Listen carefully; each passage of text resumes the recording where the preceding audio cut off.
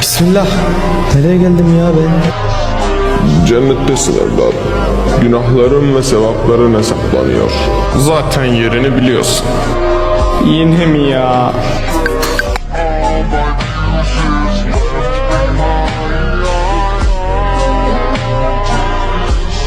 İhtimal body satarız.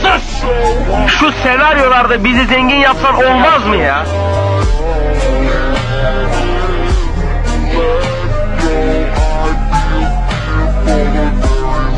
Bak sen çok kaşındın. O olmayan omurilik soğanın ortasına sıçarım. Ne yaptın?